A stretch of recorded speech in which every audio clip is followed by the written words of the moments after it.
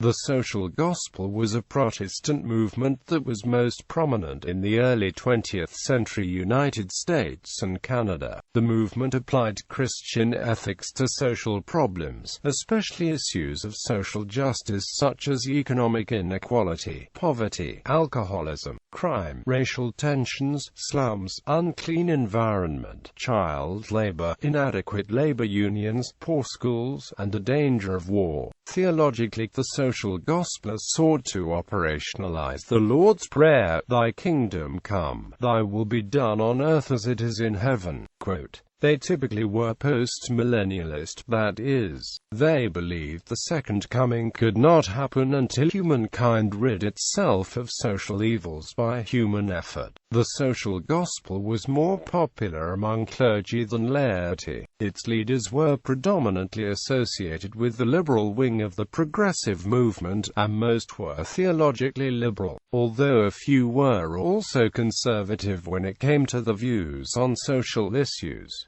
Important leaders include Richard T. Ely, Josiah Strong, Washington Gladden, and Walter Rauschenbusch. Although most scholars agree that the social gospel movement peaked in the early 20th century, there is disagreement over when the movement began to decline, with some asserting that the destruction and trauma caused by World War I left many disillusioned with the social gospel's ideals, while others argue that World War I stimulated the social gospel's reform efforts. Theories regarding the decline of the social gospel after World War I often cite the rise of neo-orthodoxy as a contributing factor in the movement's decline. The social gospel after World War II, along with neo-Thomism, influenced the formation of Christian democracy political ideology. Many of the social gospel's ideas also reappeared in the civil rights movement of the 1960s.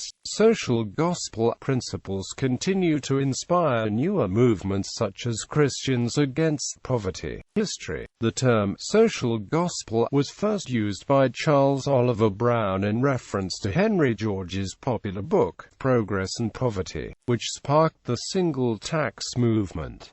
United States. The social gospel affected much of Protestant America. The Presbyterians described its goals in 1910 by proclaiming the great ends of the Church of the proclamation of the gospel for the salvation of humankind, the shelter, nurture, and spiritual fellowship of the children of God, the maintenance of divine worship, the preservation of truth, the promotion of social righteousness, and the exhibition of the kingdom of heaven to the world. In the late 19th century, many Protestants were disgusted by the poverty level and the low quality of living in the slums. The social gospel movement provided a religious rationale for action to address those concerns. Activists in the social gospel movement hoped that by public health measures as well as enforced schooling, the poor could develop talents and skills. The quality of the moral lives would begin to improve. Important concerns of the social gospel movement were labor reforms, such as abolishing child labor and regulating the hours of work by mothers. By 1920 they were crusading against the 12-hour day for workers at U.S. Steel.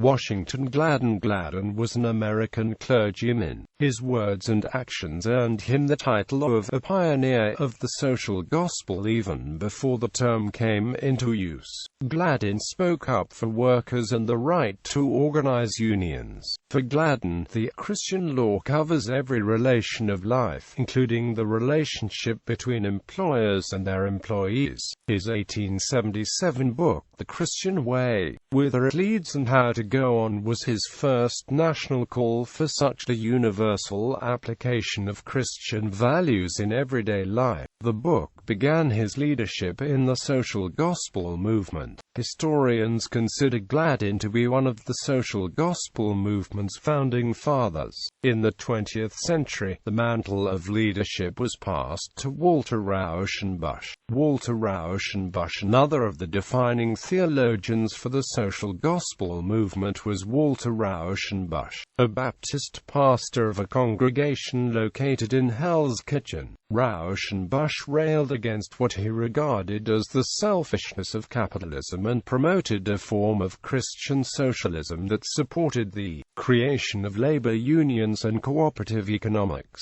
While pastors like Rauschenbusch were combining their expertise in biblical ethics and economic studies and research to preach theological claims around the need for social reform, others such as Dwight Moody refused to preach about social issues based on personal experience. Pastor Moody's experience led him to believe that the poor were too particular in receiving charity. Moody claimed that concentrating on social aid distracted people from the life-saving message of the gospel. Rauschenbusch sought to address the problems of the city with socialist ideas which proved to be frightening to the middle classes, the primary supporters of the social gospel. In contrast, Moody attempted to save people from the city and was very effective in influencing the middle-class Americans who were moving into the city with traditional-style revivals.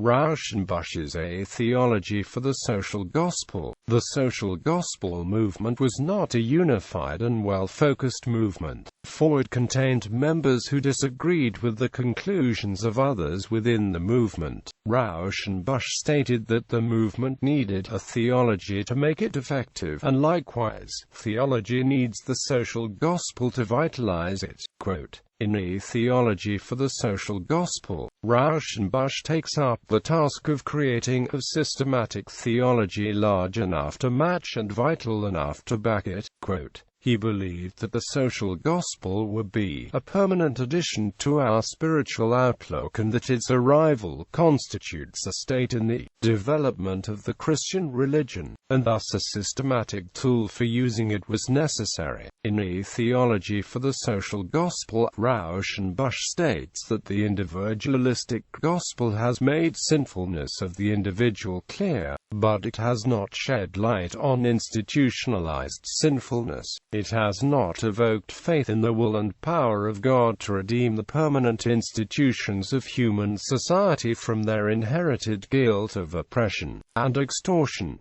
Quote, this ideology would be inherited by liberation theologians and civil rights advocates and leaders such as Martin Luther King Jr. The kingdom of God is crucial to Rauschenbusch's proposed theology of the social gospel. He states that the ideology and doctrine of the kingdom of God, of which Jesus Christ reportedly always spoke, has been gradually replaced by that of the church. This was done at first by the early church out of what appeared to be necessity, but Rauschenbusch calls Christians to return to the doctrine of the kingdom of God. Quote, of course, such a replacement has cost theology and Christians at large a great deal. The way we view Jesus and the synoptic gospels, the ethical principles of Jesus, and worship rituals have all been affected by this replacement. In promoting a return to the doctrine of the kingdom of God, he clarified that the kingdom of God is not subject to the pitfalls of the church. He contest and correct the church is a prophetic, future-focused ideology and a revolutionary, social and political force that understands all creation to be sacred, and it can help save the problematic, sinful social order. Settlement movement. Many reformers inspired by the movement opened settlement houses, most notably Hull House in Chicago, operated by Jane Addams. They helped the poor and immigrants improve their lives.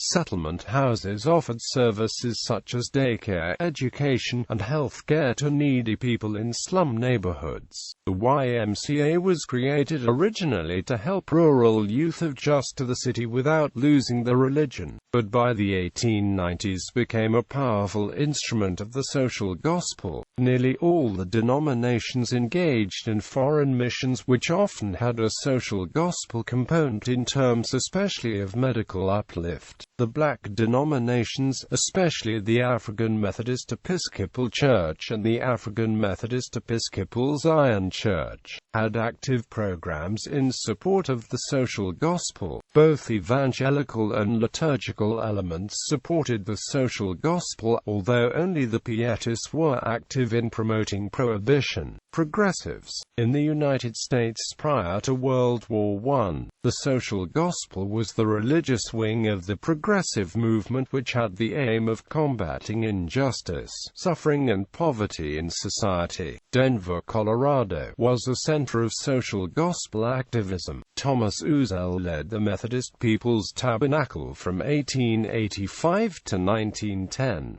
He established a free dispensary for medical emergencies, an employment bureau for job seekers, a summer camp for children, night schools for extended learning, and English language classes. Meyer and Reed of the First Congregational Church became a spokesman, 1884 to 1894, for labor unions on issues such as workers' compensation. His middle-class congregation encouraged Reed to move on when he became a socialist, and he organized a non-denominational church. The Baptist minister Jim Goodhart set up an employment bureau, and provided food and lodging for tramps and hobos at the mission he ran. He became city chaplain and director of public welfare of Denver in 1918.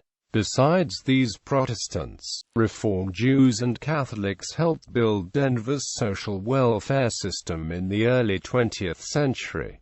The Rev. Mark A. Matthews of Seattle's First Presbyterian Church was a leading city reformer who investigated red light districts and crime scenes, denouncing corrupt politicians, businessmen, and saloon keepers. With 10,000 members, his was the largest Presbyterian church in the country, and he was selected the national moderator in 1912. He built a model church with night schools, unemployment bureaus, kindergarten, an anti-tuberculosis clinic, and the nation's first church-owned radio station. Matthews was the most influential clergyman in the Pacific Northwest, and one of the most active social gospelers in America. The South had its own version of the social gospel, focusing especially on prohibition. Other reforms included outlawing public swearing, boxing and dogfights, and similar affronts to the moral sensibilities.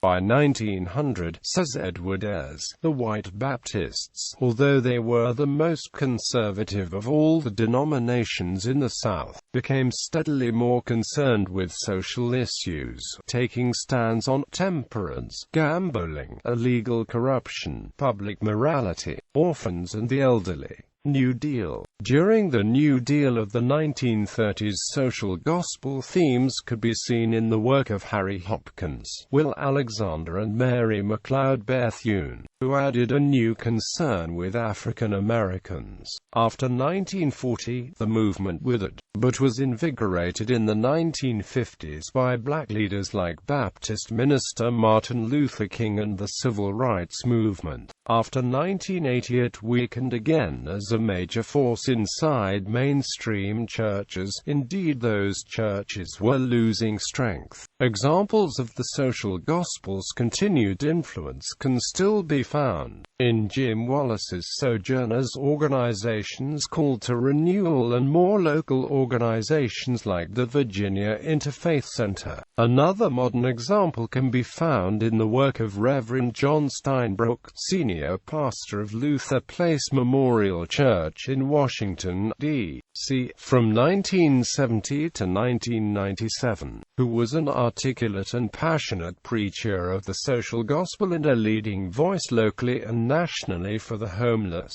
Central American refugees, and the victims of persecution and prejudice. Social gospel and labor movements. Because the social gospel was primarily concerned with the day-to-day life of lay people, one of ways in which it made its message heard was through labor movements. Particularly, the social gospel had a profound effect upon the American Federation of Labor. The AFL began a movement called Labor Forward, which was a pro-Christian group who preached unionization like a revival. Quote, in Philadelphia, this movement was counteracted by bringing revivalist Billy Sunday, himself firmly anti-union, who believed that the organized shops destroyed individual freedom. Legacy of the social gospel. While the social gospel was short-lived historically, it had a lasting impact on the policies of most of the mainline denominations in the United States. Most began programs for social reform, which led to ecumenical cooperation in 1910 while in the formation of the Federal Council of Churches. Although this cooperation was about social issues that often led to charges of socialism, it is likely that the social gospel's strong sense of leadership by the people led to women's suffrage, and that the emphasis it placed on morality led to prohibition. Biographer Randall Woods argues that social gospel themes learned from childhood allowed Lyndon B. Johnson to transform social problems into moral problems. This helps explain his long-time commitment to social justice, as exemplified by the Great Society and his commitment to racial equality. The social gospel explicitly inspired his foreign policy approach to a sort of Christian internationalism and nation-building. The social gospel movement has been described as the most distinctive American contribution to world Christianity. Canada. The Cooperative Commonwealth Federation, a political party that was later reformed as the New Democratic Party, was founded on social gospel principles in the 1930s by J.S. Woodsworth, a Methodist minister, and Alberta MP William Irvin. Woodsworth wrote extensively about the social gospel from experiences gained while working with immigrant slum dwellers in Winnipeg from 1904 to 1913. His writings called for the kingdom of God here and now. This political party took power in the province of Saskatchewan in 1944. This group, led by Tommy Douglas, a Baptist minister, introduced universal Medicare, family allowance and old age pensions. This political party has since largely lost its religious basis, and became a secular social democratic party. The Social Service Council was the reforming arm of Protestantism in Canada, and promoted idea of the social gospel. Under the aggressive leadership of Charlotte Whitton, the Canadian Council of Child Welfare opposed a widening of Social Security protection, and continued to impede the implementation of provincial mothers' pensions, instead pressing for the traditional private charity model. Charlotte Whitton argued that children should be removed from their homes, instead of paying money to needy parents. Charlotte Whitton, as Christian Govreau point out, was also a member of the SSC. The SSC's mandate included the intensive Christian conquest of Canada. The 21st century. In the United States, the social gospel is still influential in mainline Protestant denominations such as the African Methodist Episcopal Church, the Evangelical Lutheran Church in America, the Presbyterian Church USA, the United Church of Christ, the Christian Church, and the United Methodist Church. It seems to be growing in the Episcopal Church as well, especially with the Church's effort to support the One campaign. In Canada, it is widely present in the United Church and in the Anglican Church. Social gospel elements can also be found in many service and relief agencies associated with Protestant denominations and the Catholic Church in the United States. It also remains influential among Christian socialist circles in Britain in the Church of England, Methodist and Calvinist movements. In Catholicism, liberation theology is considered by some to have been a radical Marxist attempt to promote the social gospel. However, as noted by Penny Lernow in her 1977 book Cry of the People, right-wing death squads linked with groups supported by the United States government frequently targeted priests merely for helping the poor and labeled them as Marxist or communist merely to justify torturing and murdering them.